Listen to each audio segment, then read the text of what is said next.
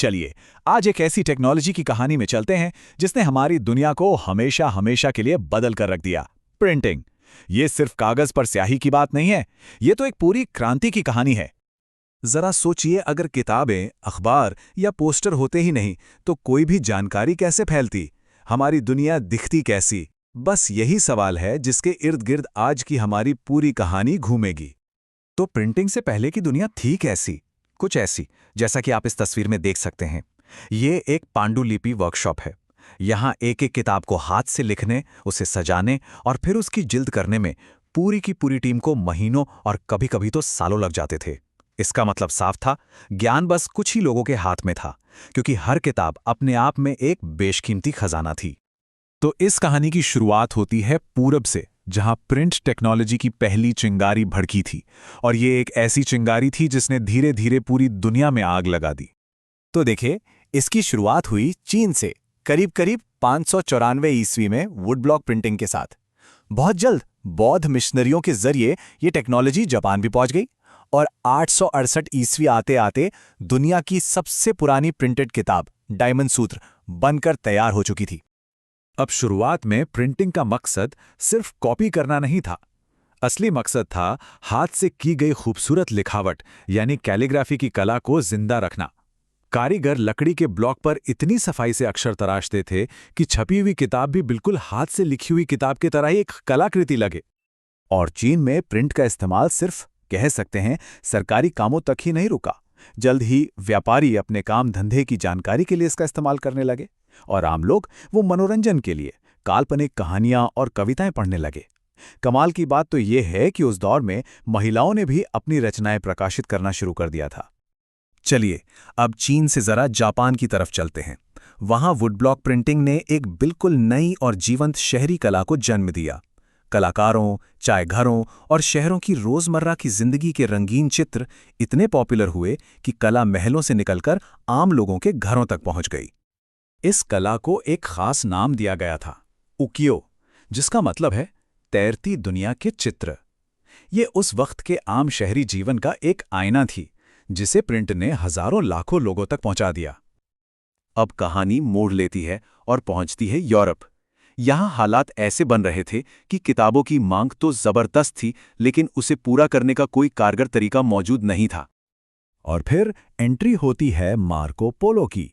साल था 1295। जब वो चीन से इटली वापस लौटे तो अपने साथ रेशम और मसालों के अलावा एक ऐसा खजाना लेकर आए जो कहीं ज्यादा कीमती था, वुड ब्लॉक प्रिंटिंग का ज्ञान। उस वक्त यूरोप में किताबें लिखी जाती थीं वेलम पर। अब ये वेलम क्या था?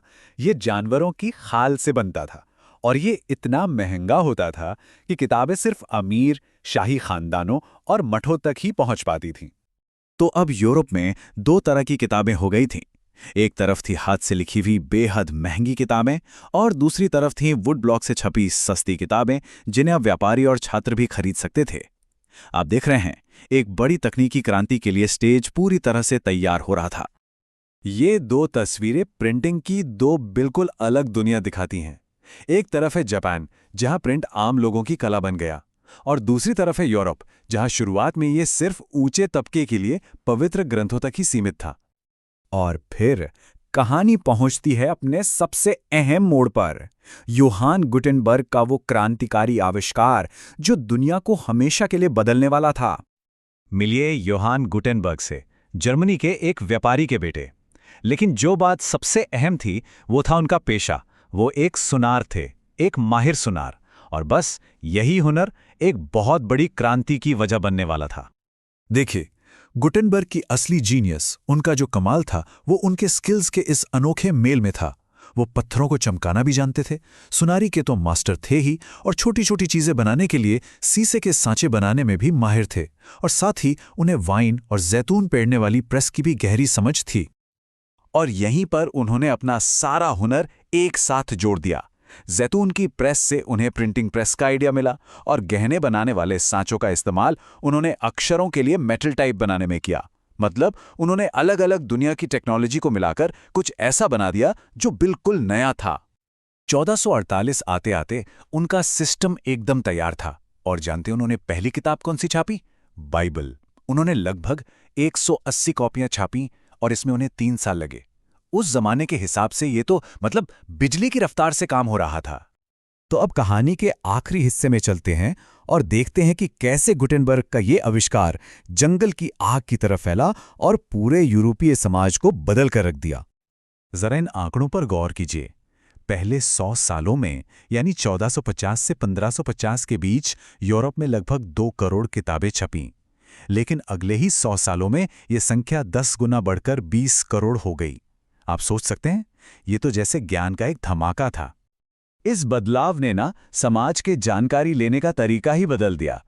पहले एक सुनने वाली जनता थी जो समूह में इकट्ठा होकर कहानियां सुनती थी, लेकिन अब एक पढ़ने वाली जनता का जन्म हुआ जो अकेले में चुपचाप पढ़ सकती थी। पढ़ने का अनुभव अब निजी हो गया था। अब देखिए, प्रकाशकों ने भी एक बड़ा स्मार्ट तरीका निकाला उन लोगों तक पहुंचने का जो पढ़ नहीं सकते थे। उन्होंने मशहूर लोक कथाओं और बैलेड यानी गाकर सुनाई जाने वाली कहानियों को तस्वीरों के साथ छापना शुरू कर दिया। फिर इन्हें गांव की चौपालों पर गाया और सुनाया जाता था। इस तरह से सुनने और पढ़ने वाली संस्कृतियां आपस में घुल मिल गईं। लेकिन ये क्रांति सिर्फ किताबों की नहीं थी। नहीं, ये विचारों की क्रांति थी। अब जो लोग पुरानी व्यवस्था या सत्ता से सहमत नहीं थे, वो भी अपने विचारों को आसानी से छापकर दूर दूर तक फैला सकते थे। इसने बहस और चर्चा के लिए एक पूरी नई दुनिया के दरवाजे खोल दिए। तो आखिर में एक सवाल, एक ऐसा सवाल जिस पर सोचना बनता है। अगर एक आविष्कार ने जानकारी साझा करने के तरीके को इतना ज्यादा बदल दिया, तो आज वो कौन सा आविष्कार है जो हमारी दुनिया को ठीक उसी तरह से एक नया आकार दे रहा है? इस पर सोचिएगा।